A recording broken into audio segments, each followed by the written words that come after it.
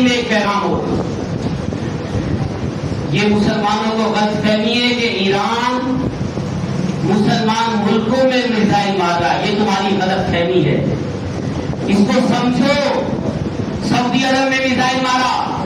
قطر میں میزائل مارا، بحرین کا تو بیڑا غرق کر کے رکھ دیا ہے، ترکی میں بھی میزائل مارا اس نے، یہ مسلمان کنٹریز ہیں، اور بھی ملکوں میں مارا ہے، ایجپٹ میں مارا ہے، مصر میں مارا ہے، یہ سارے مسلمان ملکوں میں، تو تم لوگ یہ کہتے پھر رہے ہو یہ تو غلط ہے، ایران مسلمان ملکوں میں مار رہا ہے۔ یاد رکھیے مسلمان ملکوں میں ایران بمباری نہیں کر رہا، ایران نے میزائل چلائے ہیں کہاں پر؟ جن مسلمان ملکوں نے اس کو بیسز دی ہوئی ہیں،